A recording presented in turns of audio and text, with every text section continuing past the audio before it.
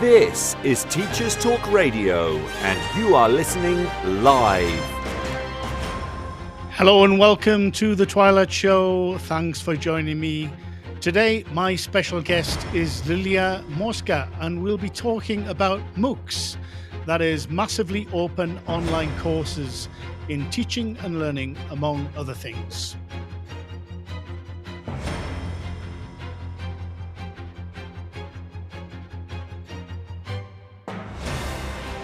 This is Teachers Talk Radio, and you are listening live.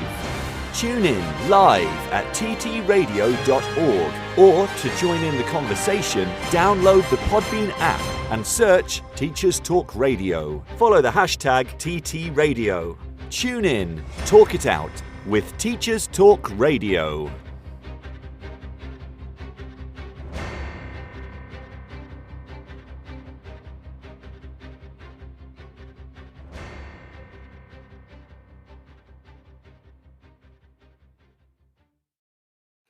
Hello and welcome to the Twilight Show, everyone.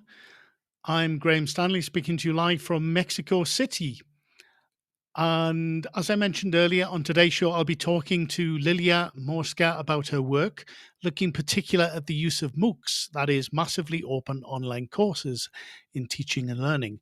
And if you don't know what a MOOC is, then watch this space.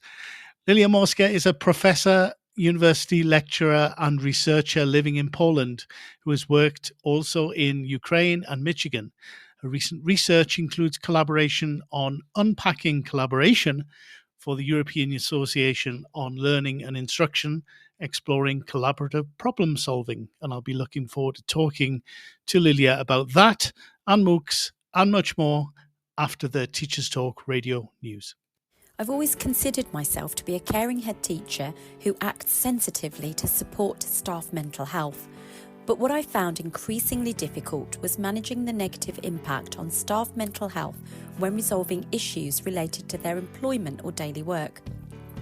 Heartfelt Leadership has been developed by Teachwell Toolkit as a handbook to support head teachers to overcome the challenges of school improvement while supporting staff well-being. We know that difficult conversations can quickly turn into conflict if procedures are not fully transparent, understood and followed. Our handbook takes you through step-by-step processes while maintaining mutual respect, avoiding conflict and finding solutions. At Bloomsbury Education, we're passionate about supporting teachers with high-quality professional development books from leading experts. Whether you're navigating your first crucial years as an early career teacher or a more experienced teacher looking to refresh your practice or take a step up into leadership, our award-winning books are here to help. We publish practical books to support teaching across primary and secondary, from the very best in research-led practice to trusted advice on inclusivity, behaviour and curriculum design. Visit the Bloomsbury Education website at bloomsbury.com/education to find out more and use code BLOOMTTR24 to save 20% on all education titles. Bloomsbury Education, books for every step of your teaching journey. This is Teachers Talk Radio, and this is Teachers Talk Radio News.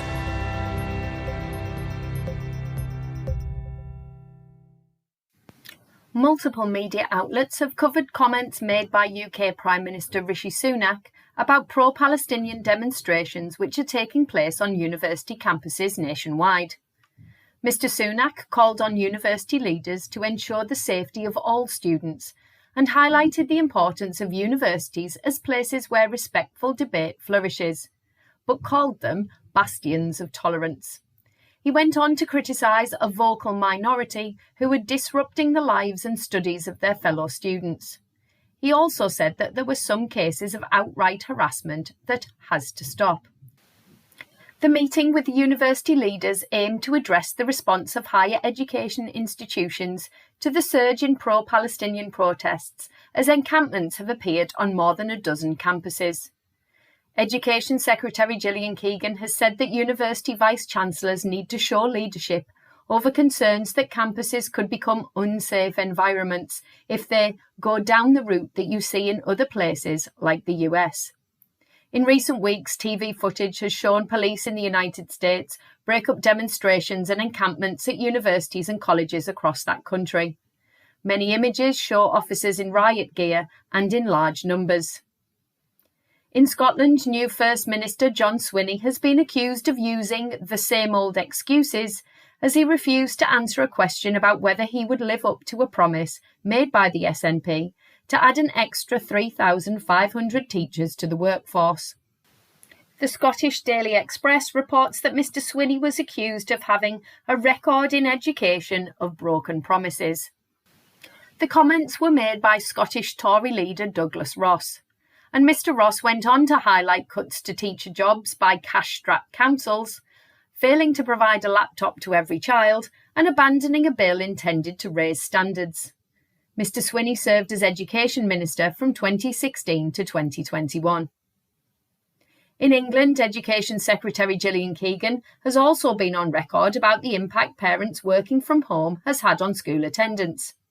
Speaking to The Times, Ms Keegan said that 50,000 more school pupils took absences on Fridays compared to the start of the week, and cited working from home parents who whisk their children out of school on Friday to take them off for long weekend breaks.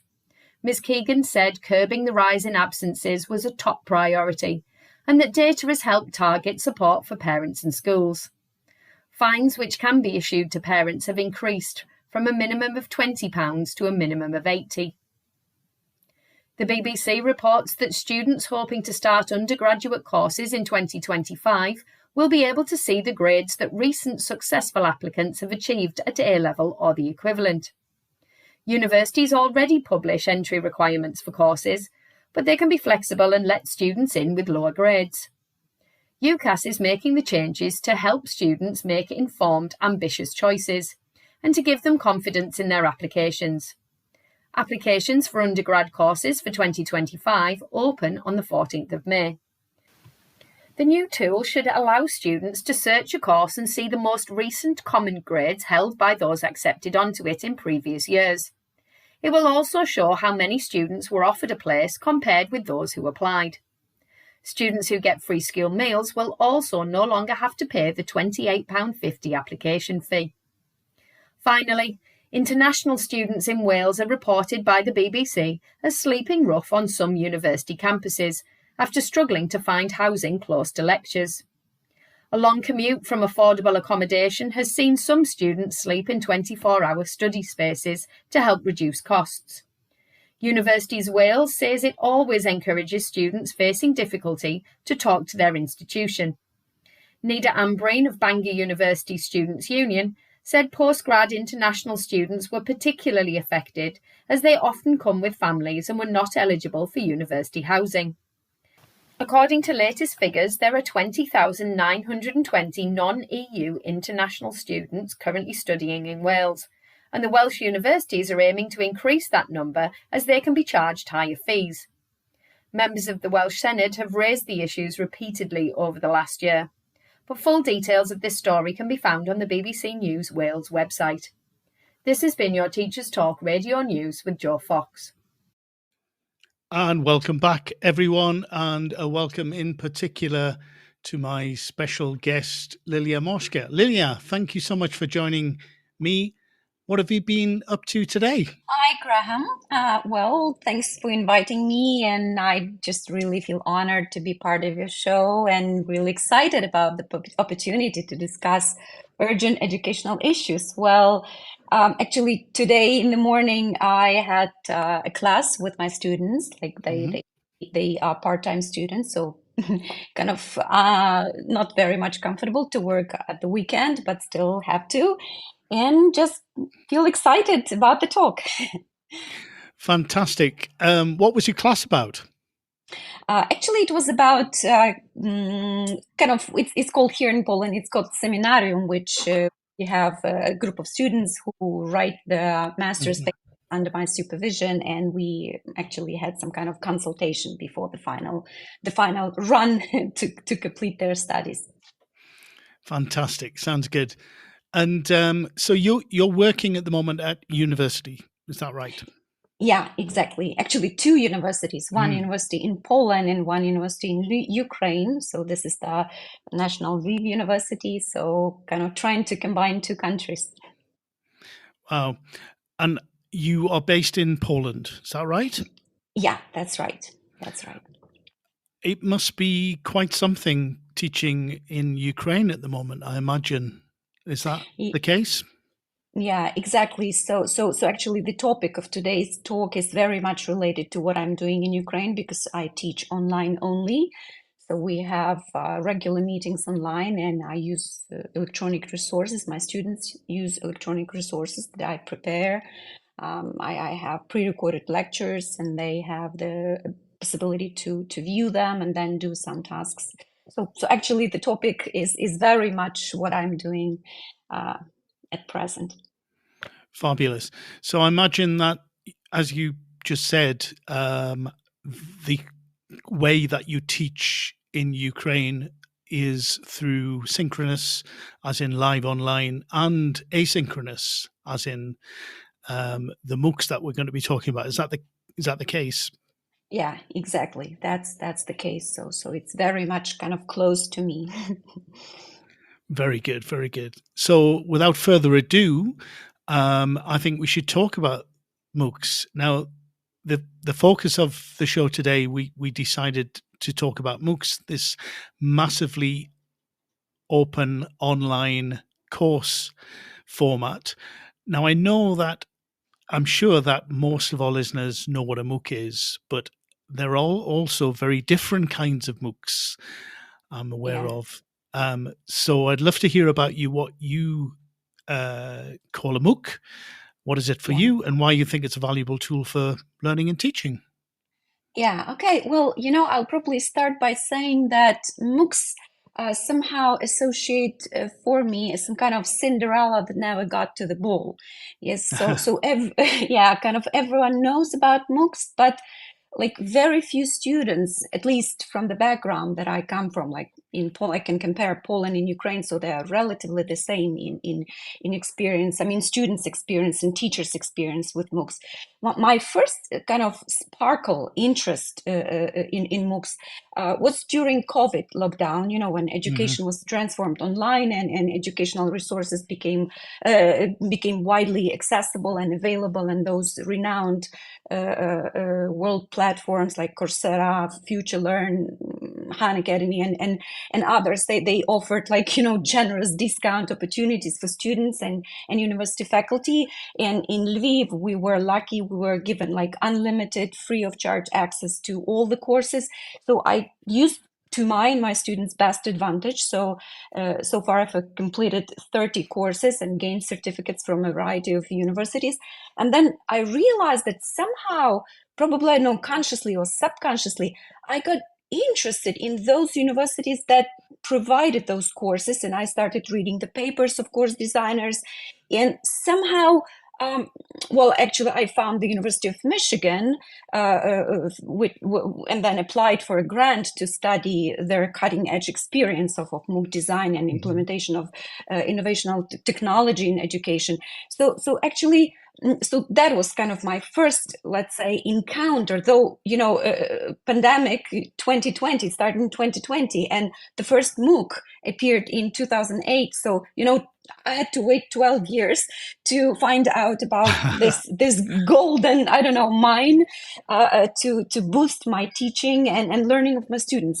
Well, definitely, when we speak about MOOCs, it's kind of umbrella term. Yes, so we have a lot of other abbreviations. We have regional open online courses like RUCs, and then we have tiny open with restrictions courses focused on quality and effectiveness. I'm afraid I will not be able to TORCUS, so the abbreviation will sound like that.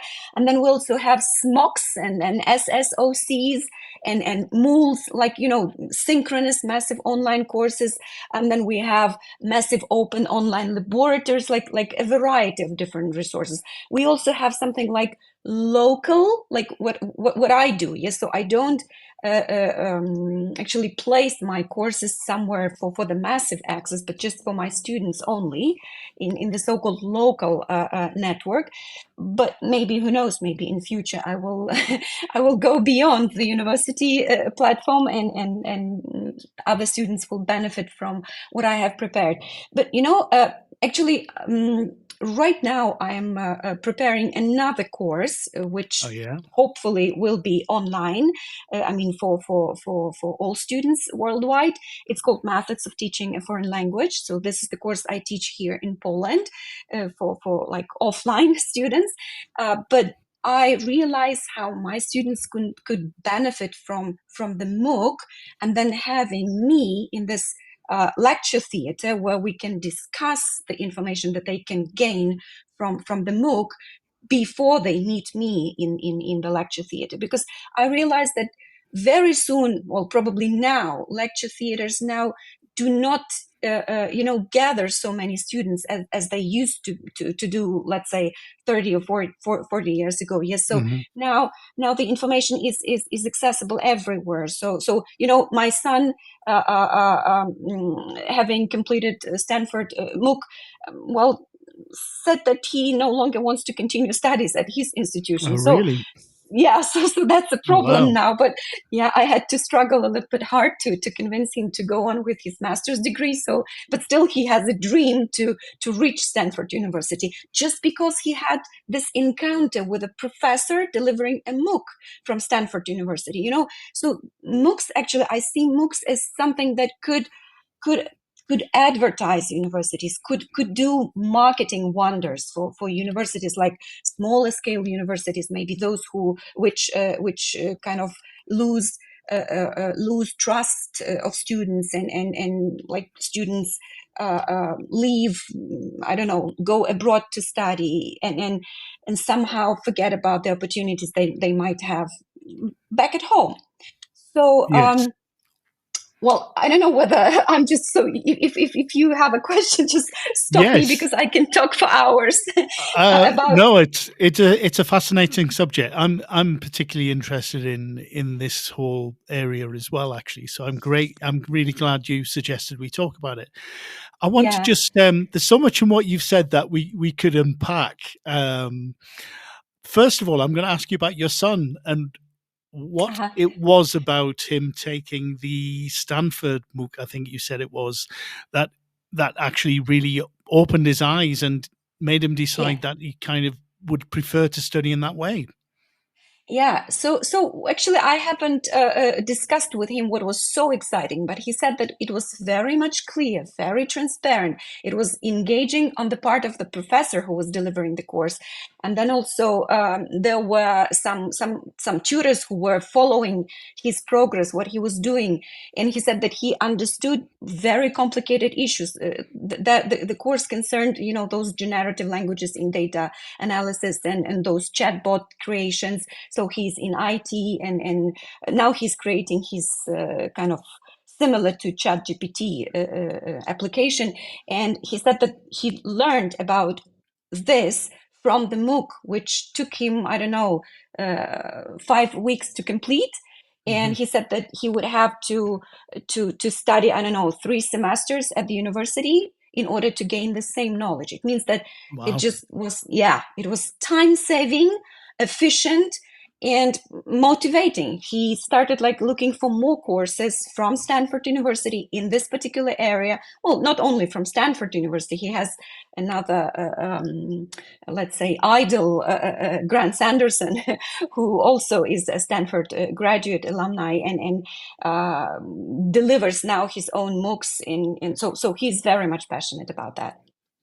Wow, that's fantastic, Lilia. Thank you for sharing that.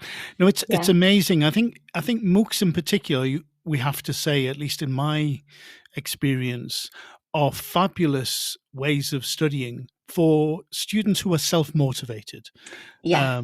That's a kind of condition, isn't it, for being able to, at least most of these MOOCs that you talked about, the Stanford ones, the Coursera ones, that are all about self-study. You really have to be self-motivated to get the most out of them. Exactly. Would you say that's right? Exactly, that's totally right. Yes, couldn't agree more. But what I believe would be good, and actually the idea that we are now discussing, you just inspired me with this idea, is that we can use MOOCs for, let's say, pre face-to-face meetings, like prior to meeting professors face-to-face at the university. Students can benefit from getting acquainted with information that can be read, viewed, listened to. Now we can just listen to MOOCs, not necessarily viewing something. Yes, so while being on the bus, on the train, while commuting. And then when students are in the room face to face with a professor, so they can engage in collaborative discussion. So we will then let's say reconcile the pedagogical paradigm, the battle from, let's say, individualistic learning, like autonomous learning, as it was fashionable to say, and then gradually transfer to this collaborative problem solving, collaborative discussions, constructing knowledge together within groups, team building, soft skills, etc. So I often joke that when I'm delivering a lecture in this huge lecture theater where I have 120 students, I say my knowledge is already outdated because the information is expanding so at such a rapid pace that whatever we are saying right now, it's already outdated. So in this case, we might just shift from getting outdated all the time in the university setting, and then bring about fresh, nice, great ideas. Well, our students should be partners, co-creators of education, not just passive consumers of what we just put in their brains. Yeah, because now it's not the time for that. It used to be, 50 years ago. Now we need to gather ideas from students, because they also have multiple access to different resources, to a variety of information. And in the room, in the classroom, we can discuss the information that was somehow, let's say, the background, let's say, the start point for rich, engaging discussions. Wow. Yeah. I like a lot of what you have suggested there. You're suggesting a kind of change in the way that universities interact with students, I think. The idea of being able to have a lot available on a MOOC for the students to, in a way that a flipped classroom approach works, to interact with before the meeting with lecturers or professors. And then for that time, the important and very precious contact time that students have with people like yourself to be used in a more of a kind of engaging, interactive discussion of the content way, which I think is a really interesting approach to education. Exactly. Yeah. So I totally agree with you, and that would somehow, inject a little bit of let's say, agility to the university setting, because I can hear more and more feedback from students that they lose interest. Like my son is not an exception. More and more students just say that, okay, we may gain the same knowledge outside of the university building. We now, a lot of business institutions which are engaged in education offer the same courses, and they offer fresh knowledge. They suggest a variety of technological innovations. They provide students with technology, with gadgets.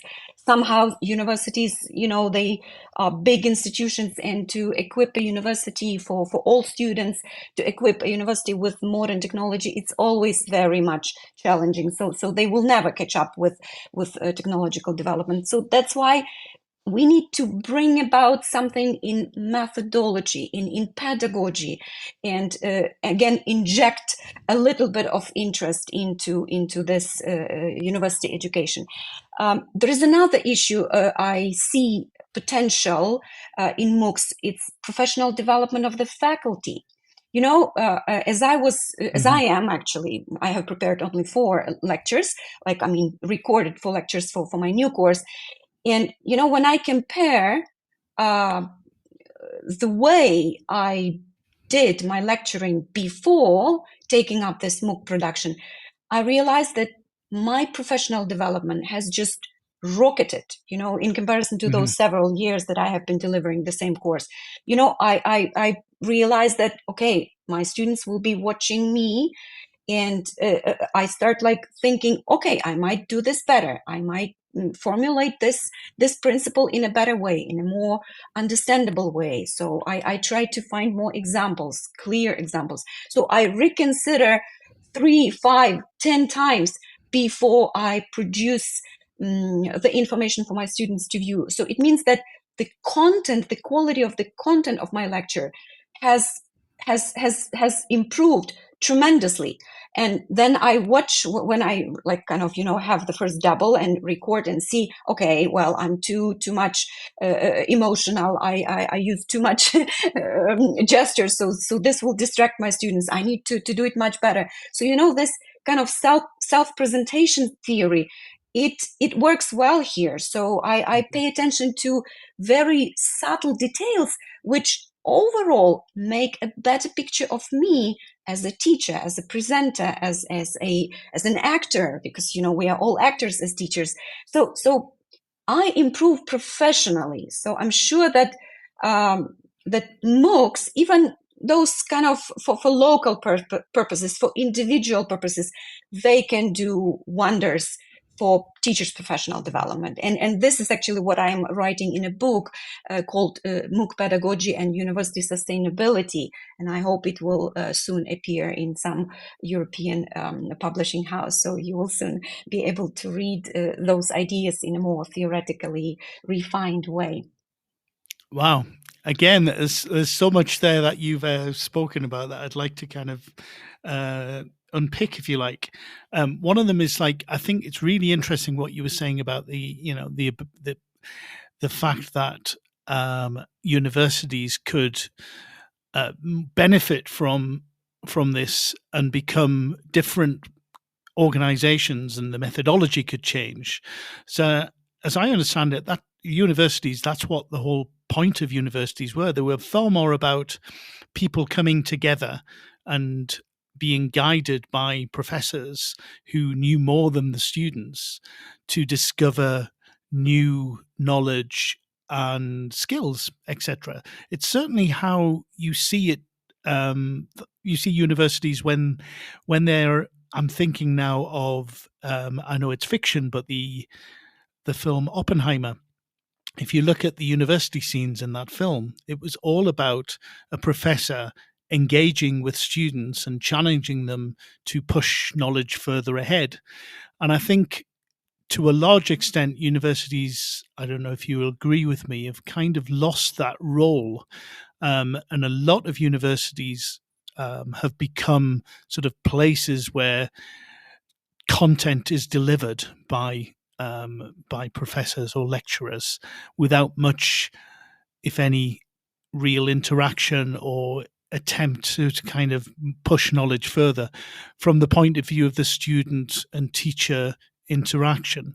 Then, of course, you have professors and lecturers who are at the university for their own, a lot of them to pursue their own research interests, etc. And some of them perhaps look upon the actual teaching of the students as a kind of necessary evil, and they're more interested in their pursuit of their own knowledge. And maybe what I'm saying is quite controversial, but it certainly is in part the experience that I had when I went to university. Yeah, exactly. So you have very, very kind of well pictured all those controversies. And, sometimes I feel like, on the one hand, university administration is aware of all those controversies and probably know what to do and how to somehow reconcile and bring about the solutions. But on the other hand, there is some kind of reluctance to do so. And I don't know what comes on the way. I mean, what kind of barriers, what kind of constraints? Well, maybe this is the issue of money, but well, we have seen very good examples where money can be put to good use. Even the money that, well, definitely to design a MOOC and to have it, I mean, to have a good quality MOOC, it, you know, from the University of Michigan, I realized that it costs about like from $15,000 to $20,000. But once you gain this this MOOC, it can bring back a lot more, because it will attract more students. More students will come. More students will bring money, and then, you know, so it will eventually pay off. So I don't think this is the issue of money. So probably this is somehow reluctance for, I don't know, to challenge transformation, to start and transform the university. But what I see the future is bleak for universities which are reluctant to innovate, to change, yes, to adapt to, let's say, challenges and requirements of modern students. Modern students cannot be just packed with content, as you say, and just sent back home and process this content and then come back again and reproduce this content. You know, reproduction, according to Benjamin Bloom, this is the thinking level of the, I mean, this is thinking of the lower level. It's now, it doesn't work. So modern students want to engage. They want to be the co-creators of education, of their knowledge. They want to construct knowledge, not just learn by heart and then reproduce. Yes, so they want to develop. Now that's why we have so many bloggers, we have so many I don't know, so many YouTubers, and so people create something. They want to create rather than just consume and process and then throw into a dustbin. So it's actually, it's the new philosophy in education should be not maybe the new philosophy, but the ongoing philosophy should be accepted by the administrators, at least, because, you know, sometimes I feel like I could do more, but then I meet limits, constraints from the administration. Well, and again, I realize that this is not their own will. So again, they also are under pressure of some other people who dictate what should be done. And, you know, somehow this tradition, we say that tradition is good, but sometimes tradition is dragging us and you know, holds from development.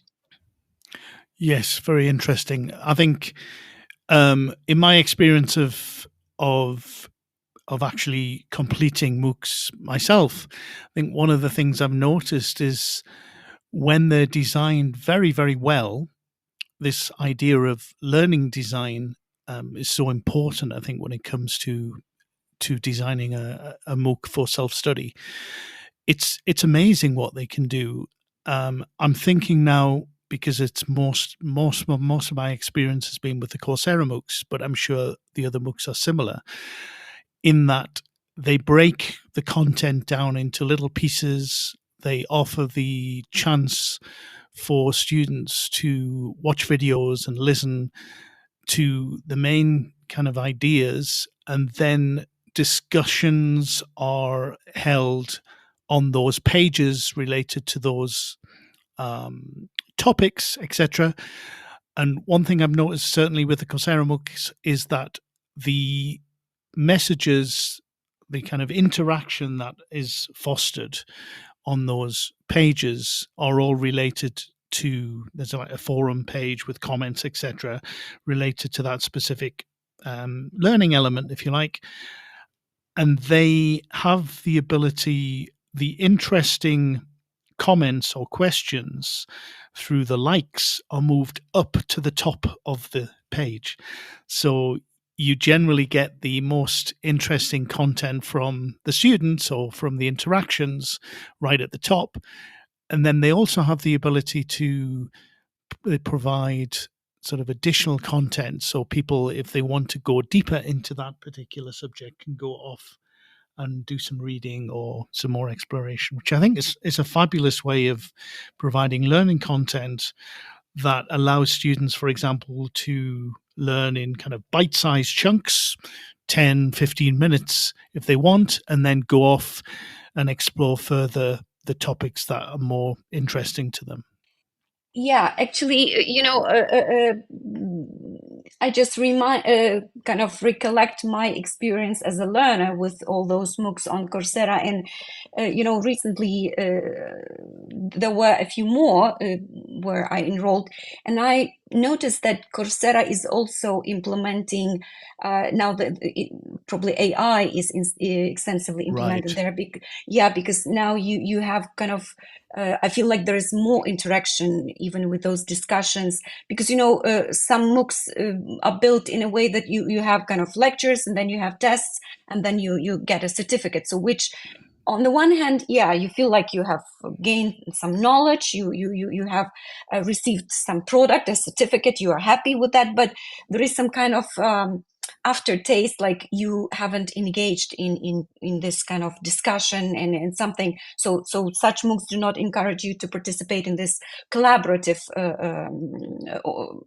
learning activity. But some MOOCs are introducing new ideas and possibilities. And as you say, sometimes there are some kind of teacher bots, who interact in a very human-like manner, and they encourage you to okay, if you produce some kind of feedback on some ideas, and then you're happy, okay, you have produced something, but then this teacher bot encourages you to think better, to do more, like to motivate you for better ideas. And then it's kind of a play, a game. And well, so this is what I like now as a teacher, as a learner.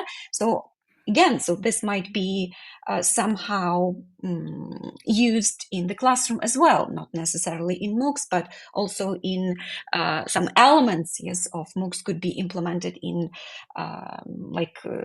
let's say blended learning settings. Why not? So we can apply elements of MOOCs in on-site teaching and learning.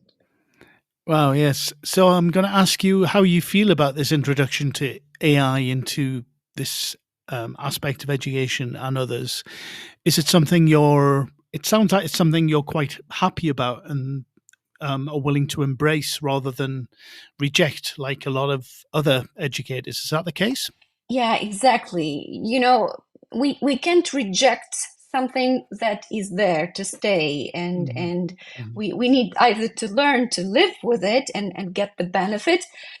Because if we start rejecting, so like in this forbidden fruit is always welcome. Yes, so we cannot, let's say, deny that there will be AI everywhere, and if we put AI to good use in education, I'm sure that only benefits will come out of that. So if some part of job, let's say routine job that takes much time from a teacher, if it can be done by AI, so why not? And then I, as a teacher, I'll be freed with some time which can be used for productive teaching, for productive cooperation with my students, for those lively discussions which can be carried out only like face to face. I mean, in real classrooms, with real people, with humans. So that would be marvelous. I'm sure that let's say grading could be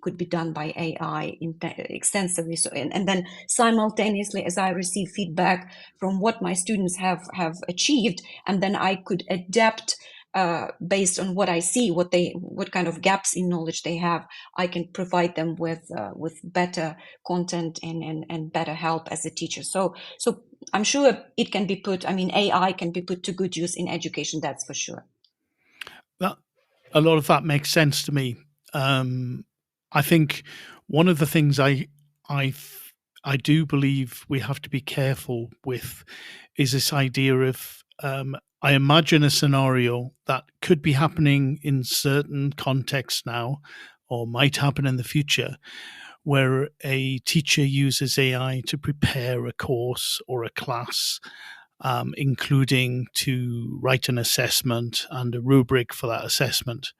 Then the student uses AI to answer the assessment, to write an answer to that. And then the teacher uses AI to mark and grade the assessment. Then we strangely have a situation where no human has actually done much interaction, or learning hasn't taken place in the human in that whole cycle. I think that is a very dangerous situation. I don't suggest that it's going to happen in cases where the teachers and students actually are there because they want to learn and they want the students to learn. But I do see it happening in certain circumstances where perhaps the learning is taking place because the students only particularly want to have a grade and a certificate or a degree, etc., and the teachers aren't that concerned about their students. What do you think about that? Yeah, so you have just described a battle of AIs. Yes, like which AI is better? Well, definitely. So that might be a concern, an issue, especially if teachers are not prepared in terms of AI and how it works, what can be done, how students can cheat, and so what the consequences could be of this type of situation. So what I believe should be of priority in let's say teacher education, it's definitely teachers should have at least, let's say, average competence in AI, its application in education, its benefits and drawbacks, side effects. So it's just a must now in the teacher education settings. Well, this issue, I've participated in a lot of discussions concerning this particular problem, and a lot of educators have very much polarized opinions. Some are totally for, some are totally against. But, again, if teachers design their tasks for students in a manner that will require showing their contemplation, thinking process, step by step, not just, this is the task and tomorrow or the day after tomorrow, I expect tasks to be completed and handed in, but just step by step completion of the task, which is very much difficult to do with the help of AI. So I think such activities will not be possible to be, cheated and done with the help of AI. Well, and, technology is also developing. Now we have different applications which can trace AI completed tasks. So the battle continues, and hopefully teachers will be equipped with such resources which will help us identify tasks done by AI, but not by students themselves. So this is my view. Yes, no, that sounds good. Have you or any of your colleagues detected that students are using things like ChatGPT to answer questions that you set or assignments? Well, actually, I did it myself, but again, with the help of my son, since he knows the let's say, the idea behind AI and chat and those chats. So he told me that actually ChatGPT or any other chats like Claude 3, Claude 4, so they use specific language structures, constructions, and they have a limited kind of vocabulary range, and you can, like, in some cases you can feel like, even as we say, just bare eye, not necessarily a person who is very much professional in linguistics, but can trace that this language is produced by ChatGPT, for example. So somehow it's very much complicated. The constructions are too weird for the human ear. So that's why it's somehow possible, even like, at the first glance, to identify that something is not the case. And, I know my students, I know how they write, how they say. So if I see that my students' writing is too much clean in terms of grammar, especially in English, so they are Polish speaking students, and if they write in English and all of a sudden they write so much well, I can notice that something has been a little bit not right. Yes, it's true, isn't it? The more you use these tools, the more, as your son has told you, the more you can kind of spot whether they've been used because of the language they're using. In fact, when they first appeared, I remember being in a workshop that where we were shown some examples, and we had to choose which ones were written by AI, and most of us couldn't detect it. And then about 6 months afterwards, certainly when my experience of using ChatGPT, for example, had increased, I'd used it a lot and had a look at it a lot more. And we were given the same exercise in a presentation at this conference, and I was able to tell immediately which of the sentences were written by ChatGPT, which I think is quite interesting. Is that experience of being able to spot, because of the structure, the way that the language is actually being produced, which I think is fascinating. And I think you're right. The other tell, of course, is if a pre-intermediate student suddenly comes up with a C1 level of English, for example. Yeah, exactly. But what kind of concerns also appear in my mind is that, yeah, we might be happy that somehow we can trace, and based on the analysis of those structures, we can spot that some sentences were produced by ChatGPT, but it also develops, it's developing. So maybe in the nearest future, Yeah. we'll have difficulties again. It's true. Yeah, so it's kind of an interesting ongoing fight. But, well, I sometimes also say that if my students are smart enough to look for some ways how to improve, how to present themselves from a better perspective, it means that they are also developing. They are very much creative in this case. So it means that somehow they are motivated to find some solutions, to find some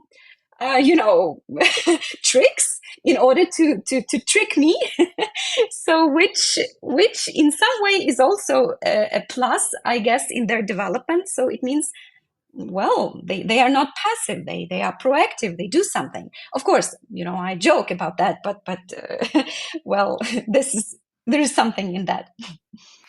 Yes, no, it's true. It's interesting, and this is the thing. Ashish in the comments, Ashish is listening to us live. He's been making comments and asking lots of questions. But one of the things he said is he suggests using a plagiarism detector. But actually, my experience with using these detectors, these AI detectors rather than plagiarism detectors, because I think the thing about AI which makes ChatGPT so kind of difficult for educators, I think, and so interesting, is that it isn't really plagiarism as such. It's inventing. It's not copying pieces of language and reproducing them. It's creating language from scratch based on examples. But also the AI detectors that I've tried didn't really help.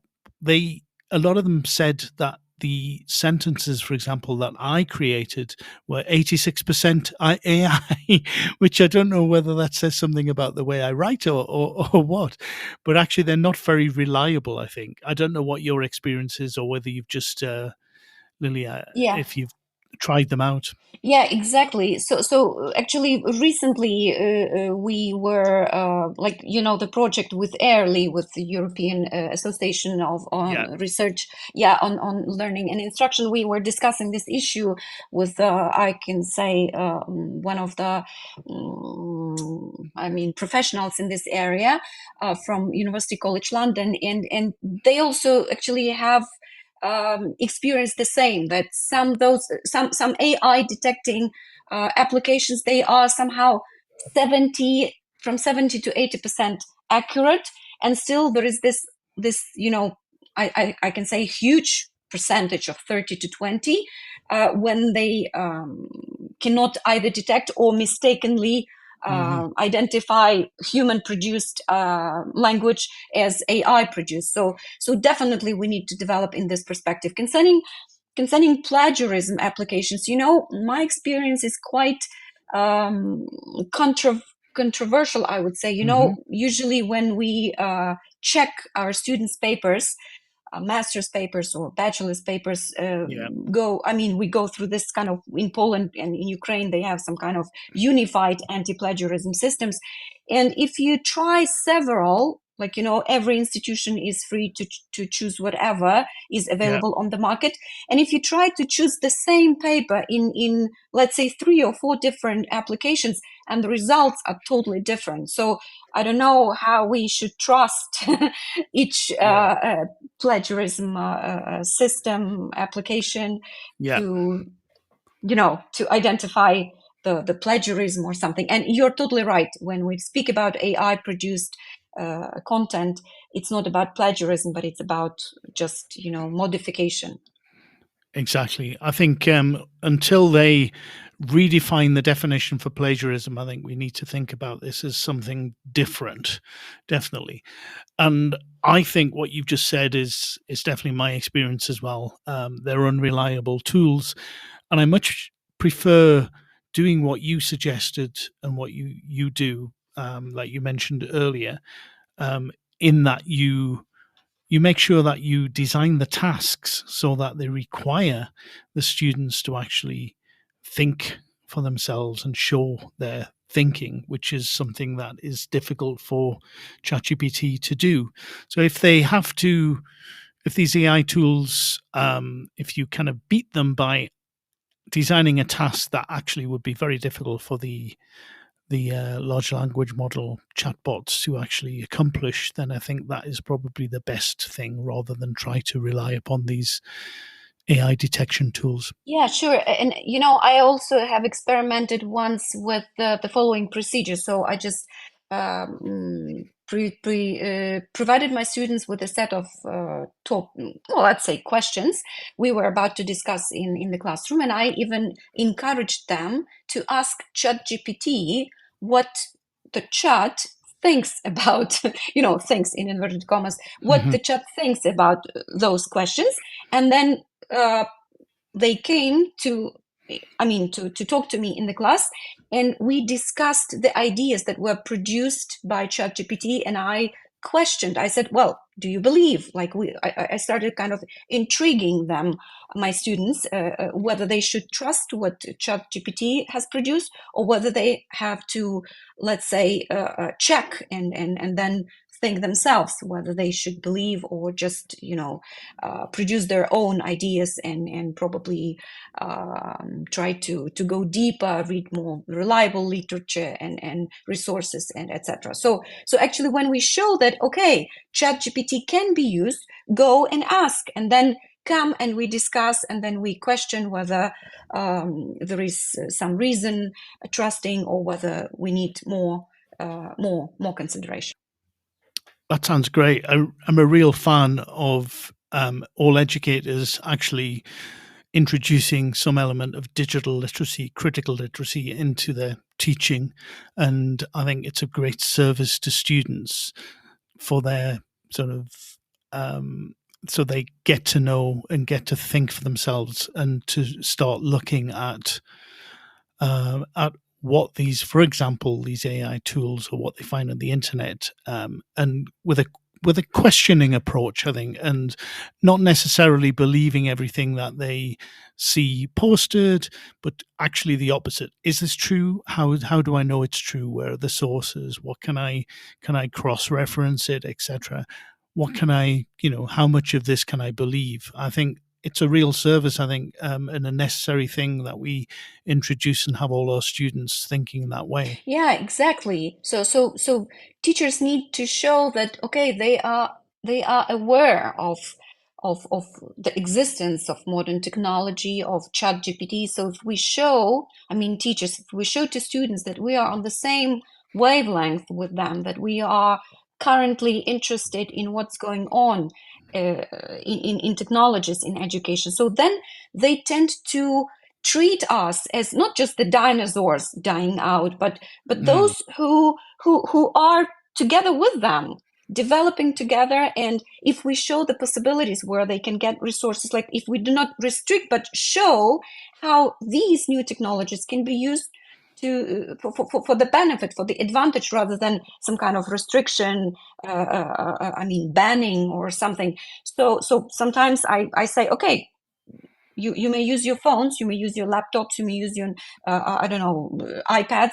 Just you have 5 minutes to look for all possible information sources you have, and then we discuss. So like it's then it gives them a broader perspective of the education, so that the education can be not just can be that it's not learned, but it's experienced, it's lived probably through, but not just taken from the book or from ChatGPT or from a piece of paper, I don't know, with some kind of writing on it. So then students have kind of the agency of their education. They feel this agency of gaining education, of some kind of success that they reach, their achievement. Then it's kind of, you know, some kind of, I don't know, pleasure of producing something. And when this product or project is then shared to somebody else, then they feel just awesome. Yes, definitely. And Ashish again in the chat here has said learning and having knowledge are two different things. And I think that's the thing, isn't it? The students really are not coming to university just to collect or just to have a body of knowledge. There's a real opportunity for them to really learn how to think and to expand themselves and challenge. A teacher should be challenging them to help them think in different ways, and that is a really important thing, I think. Exactly. Yeah. So sometimes we can just use this comparison. Kind of knowledge is something you buy and put on the shelf, or I don't know, some kind of thing. Yes. And learning, it's an eternal process, never ending process. And going back again to the MOOC idea, I remember my experience of covering several MOOCs in psychology direction. And then I realized that I became so much passionate about psychology that I applied for the university. I mean, I applied to be a student in psychology. Wow. Yeah. And now everyone in the family jokes, saying that, okay, our mom is an eternal student. Well, that's such a good thing to be, isn't it? If you can, I think partly if we can inspire in our students, for example, the idea is that learning isn't something you finish when you leave university. It's something that you'll always be doing for your whole life. Then that's a real plus, and it'll serve them well. Yeah, exactly. And I believe that teachers are the most unfortunate in this perspective, because we need to learn all the time. We have students who come and who become better, and we strive to be better again. And this is something like this rivalry, this competition never ends, but it gives satisfaction, it prevents burnout. So I believe that this is only for the good. Of course. Now, Lilia, I didn't get to ask you about how you became involved in education. What it was that sparked the interest, the passion. Could you talk a little bit about that? Why did you decide you wanted to become an educator? Well, I will start with a joke. I was quite a naughty child. Oh. Yes, and my parents would have a lot of problems with me, like, disciplining me. So the only place where I seemed to sit quietly was my mom's class. My mom was a primary school teacher, now retired. Yes, and she realized that when she took me with her and put me at the back of the class, and I was very much calm, silent, observing what students were doing, what pupils were doing, what they were reading. And she realized that that was the only place where she could have some, relaxation with my being naughty. So that's a joke. So it means that I just took this idea of the taste for teaching from the family. And then, it's kind of interesting because again, being inspired by my mom, I was trained, I was being prepared to be a teacher of primary school. But then all of a sudden there was the possibility of hosting several foreign students who came from the United States and Canada, and by having a chance to interact with them, I just thought, wow, I might turn into a good teacher of foreign languages.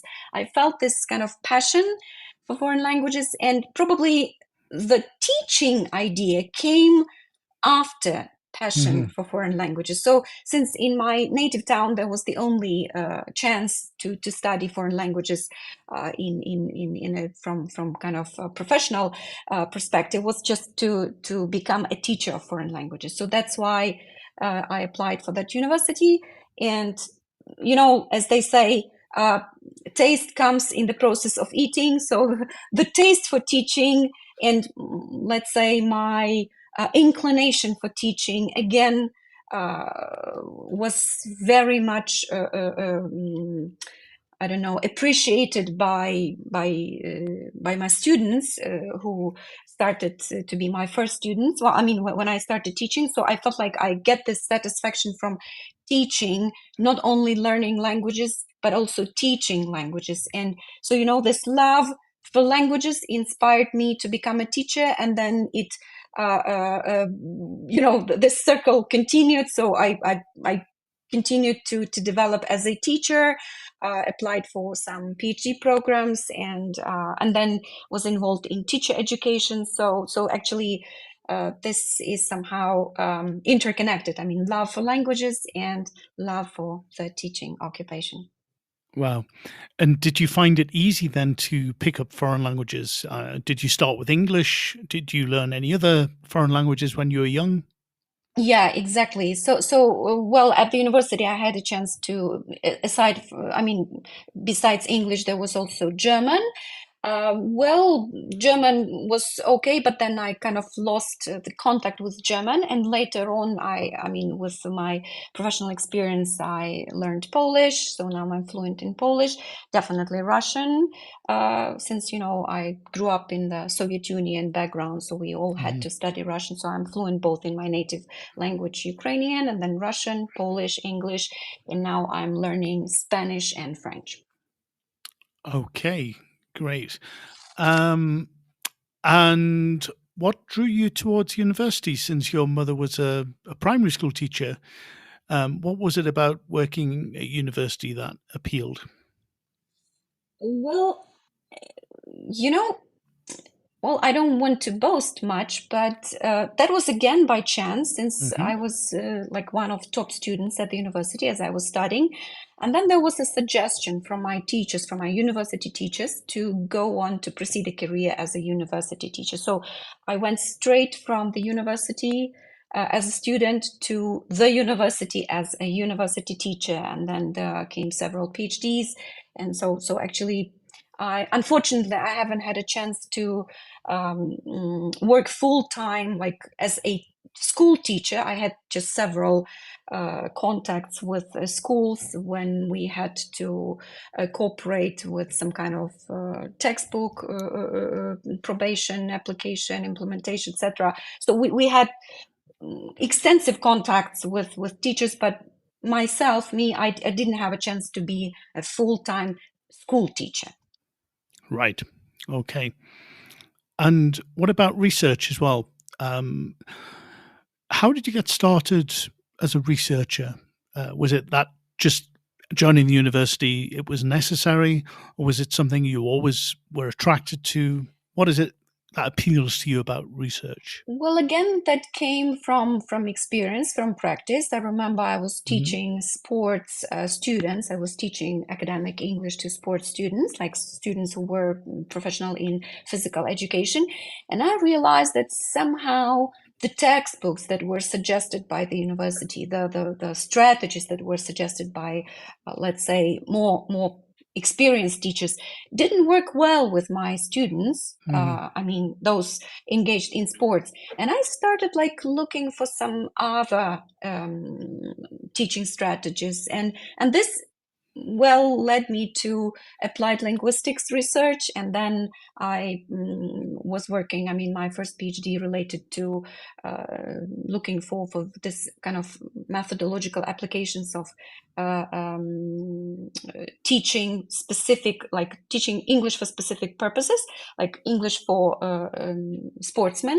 And then there appeared a book under my authorship, English in the World of Sports, and so this is like the first endeavor. And then I liked the idea of research, and more I felt like, okay, this is what I really like doing, researching and then creating something and then analyzing, you know, lots of things in this area. Oh wow, I didn't realize that that you'd written a book about English in the world of sports. That sounds fabulous. Just, I'm sure is a lot, rather than going, without going into details, what was it you kind of found that was different about teaching English to people who played sports? Yeah, so, you know, well, students say that, okay, I mean, my students said that, well, we learn a lot of vocabulary items, we learn grammar, but when we are, let's say, in the field, when we speak about soccer players, for example, or let's say wrestler or something, when we are with our coach, we do not know what to say, how to respond, even including this kind of, you know, vulgar language. Yeah. So sometimes they use it.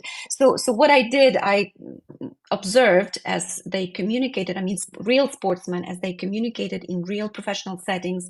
And I tried to find some kind of activities, some communicative strategies, some cognitive strategies, metacognitive and, you know, social affective, all this set of strategies that could help them gain specific skills they needed for this oral communication, oral production.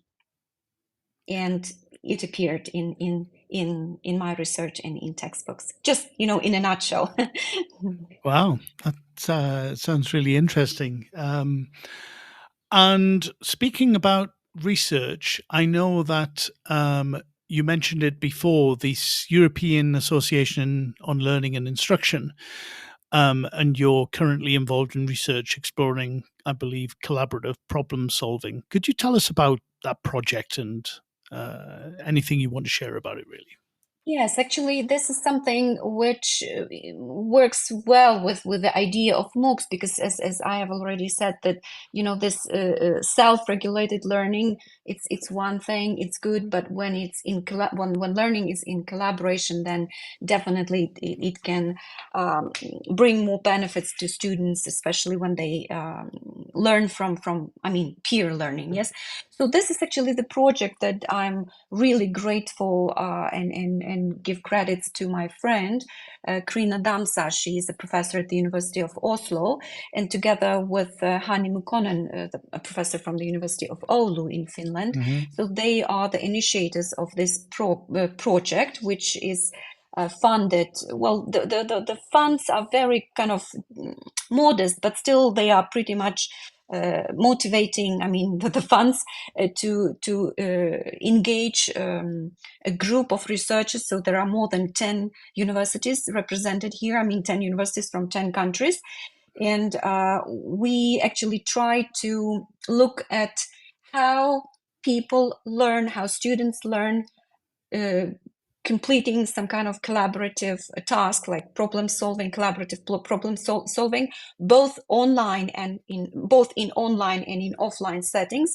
And we try to look from the point of view of multimodality. So we try to analyze from the multimodality perspective. It means like visual observation, how students interact.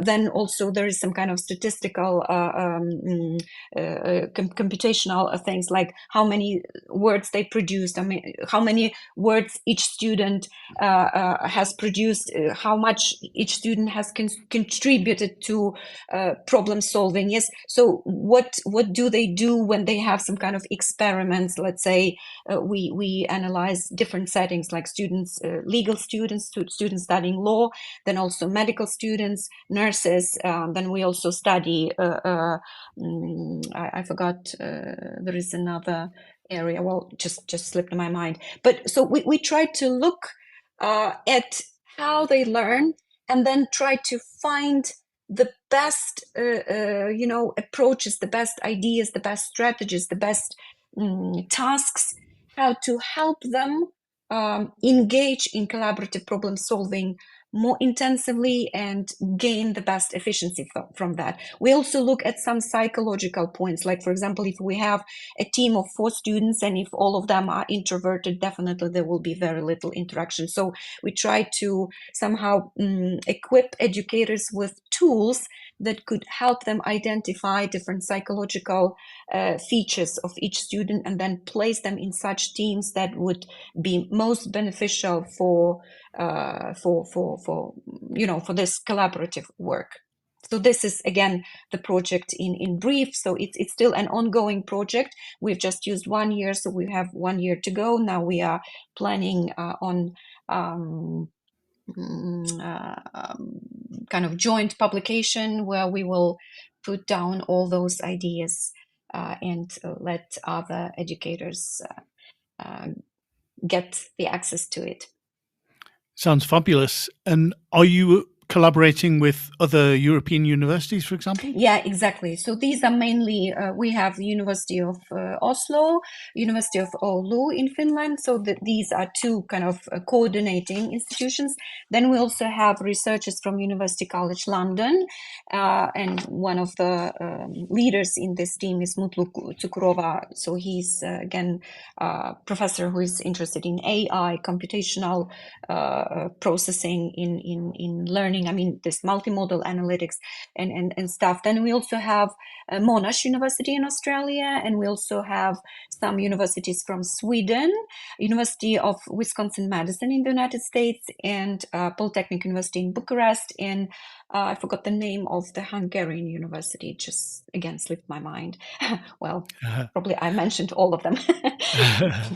So it's rather than a European collaboration, it's a global collaboration, it sounds like. Yeah, exactly. So Australia and the United States, well, they joined recently. So somehow it was planned to be European, but then it expanded. And well, we invite other professionals here. So I'm sure Krina would prove what I'm saying. So we invite other professionals. So it's not kind of closed, reserved. So we are open to other contributors. And is this the first of this type of collaborative research project that you've worked on, or have you done others? Yeah, exactly. Such huge and such extensive. Probably this is the first experience in my career. So like the most that we had, so there were probably 4 institutions, 4 countries. But so basically those were Erasmus Plus projects. But now this is something which goes beyond and which is very much flexible. So it's not early, does not limit us in terms of scope, in terms of what will be the final product of the project. So we are very much free here to find new paths, to find new directions, to find new ideas, and I'm sure that there will be, when it's over, there will be the continuation. Great, that sounds really good. And to bring it back to the MOOCs that you use, is a lot of what you were doing related to identifying existing MOOCs that would be of interest and are relevant to your students? And or how much of your use of MOOCs involves you actually creating your own MOOCs, if any? Well, Definitely, it's a very difficult process. I thought it was easy, because it's easy when it looks easy when you have the Yeah. final. Yeah, you just see how beautiful a lecturer is, and then how easily he or she is speaking, and you think, oh, okay, I can do it. Piece of cake, yeah. But actually, it's very difficult, and before starting to produce a MOOC myself, so definitely the University of Michigan helped a lot, and so that was another project, kind of not project but grant that I managed to gain, and had a 2-month stay at the University of Michigan. So this the university which is very much extensively represented on Coursera, and they have a huge innovation center, like Center for Innovation in Education, and they have a huge studio where they can record, and they have possibility, educators have a possibility to design and produce their MOOCs. So I have seen all this, and I realized that, okay, probably at my institution I will not have such possibilities, but still I have a lot of technology at home, again due to my family interests. And before doing that, so from the technical perspective, this is one difficulty, but from content creation, this is another difficulty. And before doing that, I have analyzed a lot of MOOCs on Coursera, on FutureLearn, on edX, on Stanford University MOOC platform, on MIT University MOOC platform. So I've tried several MOOCs in different areas, even in microbiology, which is the area which is not related to mine, but I thought maybe sciences have a different view of how MOOCs can operate. And on the one hand, the more I saw, I thought the better I would be. But on the other hand, so having this variety in my mind, I started kind of being blocked in what way I should go. So right now I'm trying to, first of all, as I say, kill two birds with one stone. Maybe it's not Greenpeace idea, but sometimes I use this metaphor. But so I try to prepare some resources for my students from which they could benefit, but also I work on my professional development. So I try to use this MOOC not only as a tool for my students to learn, because I realize that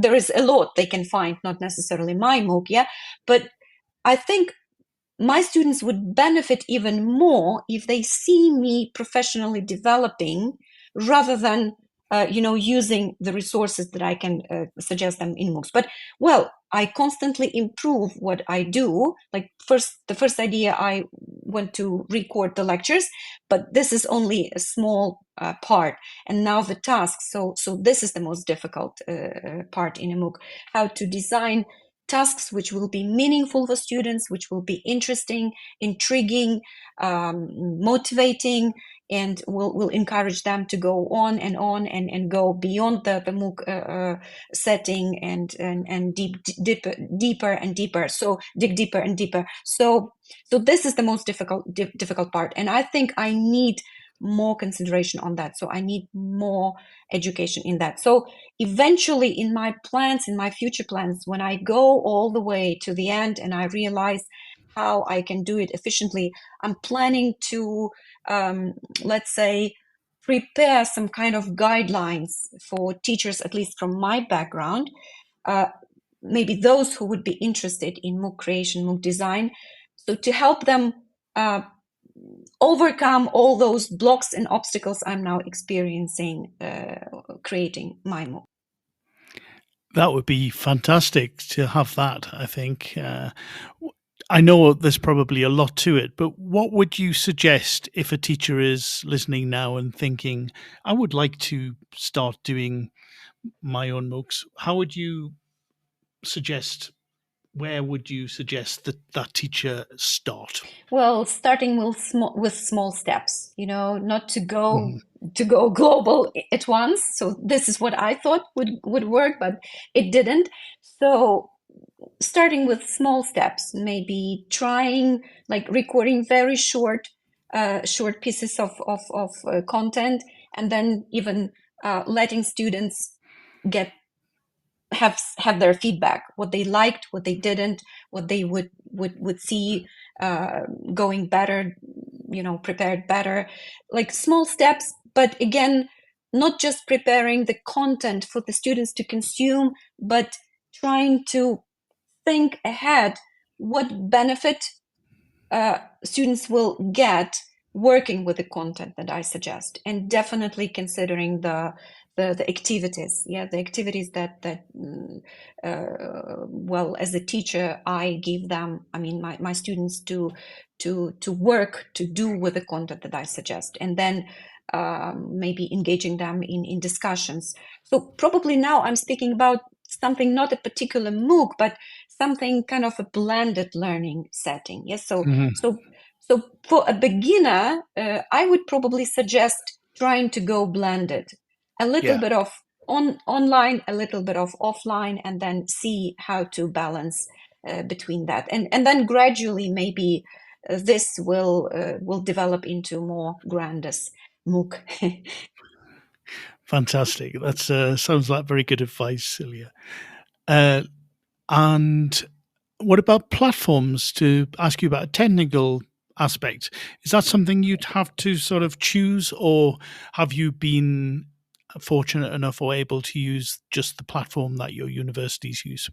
Well, everything depends on the resources, the finances. Well, if a university is smart enough and provides teachers and students like pays for their access to different platforms, that's perfect then. If sometimes platforms suggest some opportunities, they market themselves and they give some discounts and they encourage students to participate in their MOOCs, and then in this way invite more and more users. Well, nowadays, when the MOOCs started, they were definitely, the platforms were very much limited, and there was not much choice. But now there are a lot of different platforms. There are free of charge, there are paid based. So like in Poland, for example, there is this platform Nawojka, or Nawojca, it's pronounced like that. But very few students know about it. Like, it was a Ministry of Education initiative, and they created some kind of platform where, again, very much proactive universities and teachers, they designed MOOCs and put them on that platform, but very few students knew about it. So there are platforms, but there is very little knowledge of information about those platforms. So I guess now it's very accessible for both students and teachers. I mean, the idea of MOOC, trying and designing. So there are platforms which will be very happy to host a MOOC. Definitely you need to cooperate, because there are some criteria, some standards each platform poses for MOOC creators. So if you are to create a MOOC and put on some, let's say, commercial platform, you definitely need to cooperate with them in terms of what kind of standards they apply in offering their products.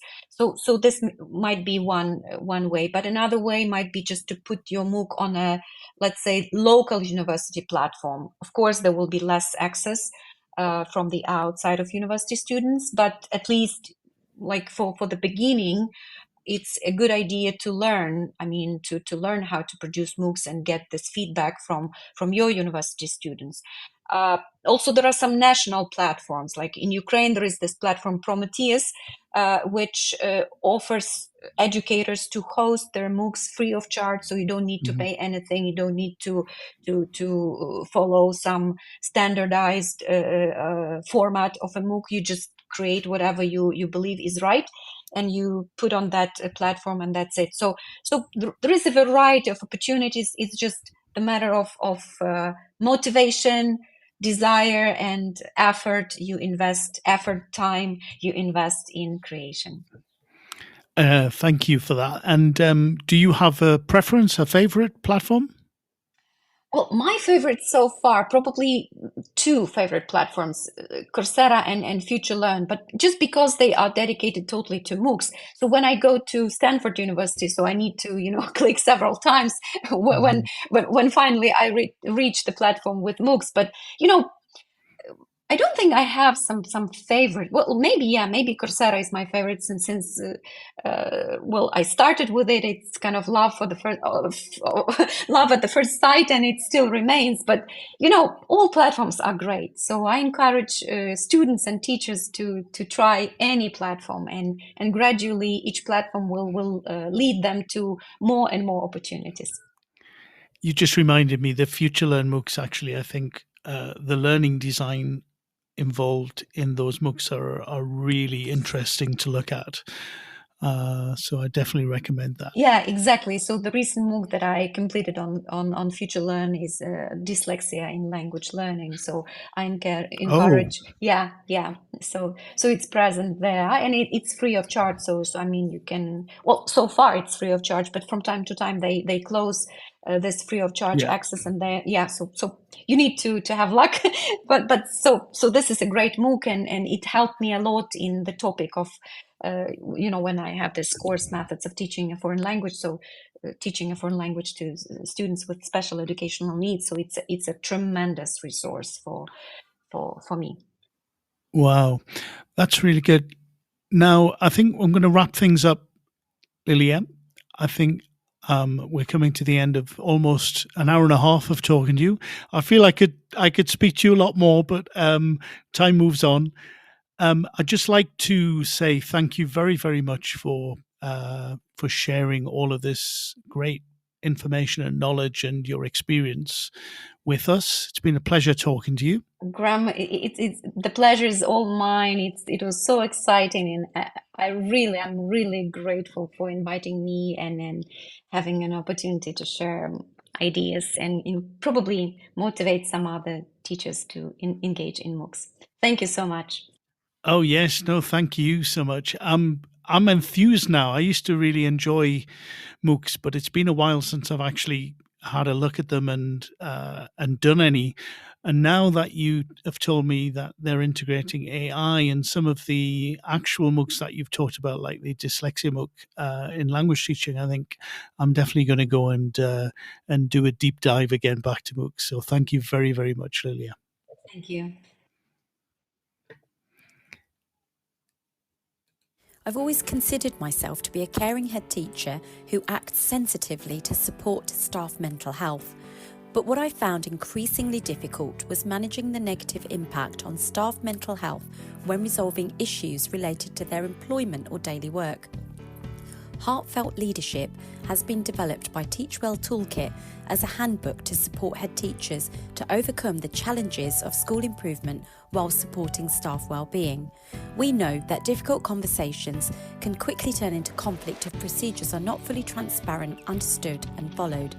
Our handbook takes you through step-by-step processes while maintaining mutual respect, avoiding conflict and finding solutions. At Bloomsbury Education, we're passionate about supporting teachers with high-quality professional development books from leading experts. Whether you're navigating your first crucial years as an early career teacher or a more experienced teacher looking to refresh your practice or take a step up into leadership, our award-winning books are here to help. We publish practical books to support teaching across primary and secondary, from the very best in research-led practice to trusted advice on inclusivity, behaviour and curriculum design. Visit the Bloomsbury Education website at bloomsbury.com/education to find out more and use code BLOOMTTR24 to save 20% on all education titles. Bloomsbury Education, books for every step of your teaching journey. So that brings us to the end of today's Twilight Show. Many thanks to today's special guest, Lilia Mosca, and all of you who joined us live, including, I can see Julie and Fatima in the still with us, and Ashish in particular as well, who had lots of interesting comments and questions during the show.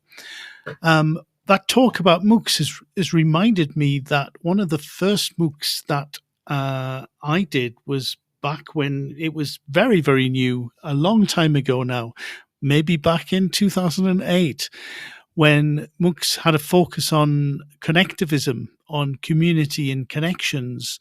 And it wasn't so much, they very much didn't look like they do now, but it was all about people coming together and co-creating knowledge and information around a particular subject and topic.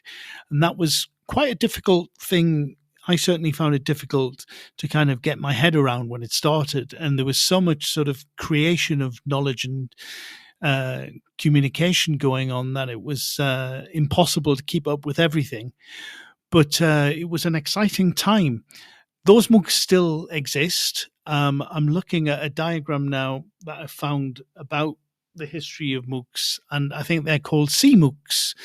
So CMOOCs are MOOCs with a focus on community and connections, whereas the XMOOCs are the ones that we principally, Lilia and myself have been talking about today, which is a focus on scalability. And there's quite an interesting diagram that I'm looking at here about massive open online courses, which just show how things have come on since they first began.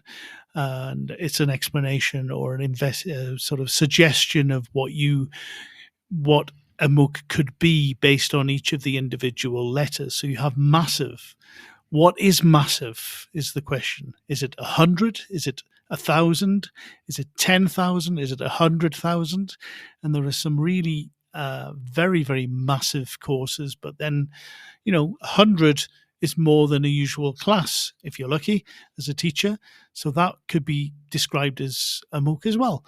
Then the O, the open, what does the O stand for? Is it open registration? Is it open content?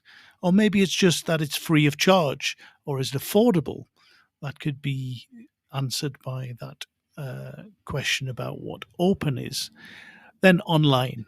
Is it online but the cohorts are local?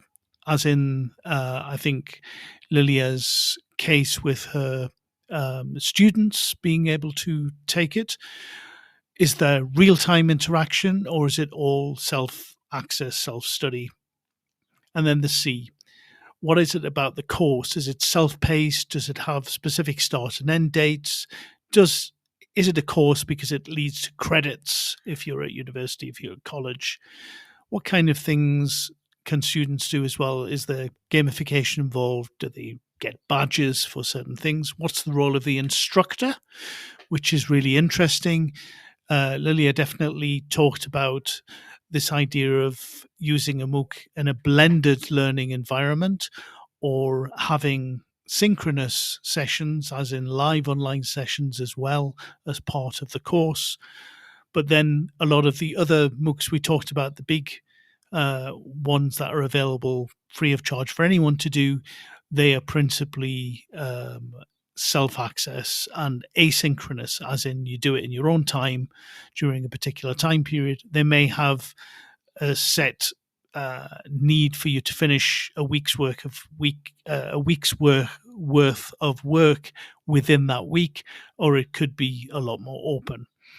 And then when it comes to a course, usually you do find some kind of learning community around the course. I talked about the forums, etc., and the fact that a lot of these courses have this interaction, which I think it would be difficult to think of a MOOC without some kind of live interaction, which gives it a sense of something taking place at a particular time. And certainly engaging with other people is an important part of a MOOC, I think. And then what kind of assessments are there? Are they scripted assessments? Do you get feedback that is scripted? AI maybe produces a lot of feedback in these MOOCs now. Or do you actually get tutors providing feedback, as I'm sure is the case with Lilia's examples? Or some paid-for MOOCs, commercial MOOCs, definitely provide some kind of tutor feedback. Then I've also seen that other participants who take place in MOOCs are encouraged to give each other feedback. I did a MOOC once on, I think it was beginnings of science fiction literature. And I remember we were each assigned a number of other people, and we had to give each other feedback on the assignments, the short assignments that we wrote. So I think this is fascinating. There's so much to be discovered, and I encourage all of you out there to go ahead and take a deep dive, as I'm definitely going to go and do again, into the world of MOOCs. So as I said, that brings us to the end of today's Twilight show, and that's all from me. There are Teachers Talk radio shows on all manner of interesting topics, so please listen in live or to the recordings. And I hope you will join me next week at the same time. Bye for now. You've been listening to Teachers Talk Radio. Tune in live and listen back at ttradio.org. We look forward to hearing from you next time on Teachers Talk Radio.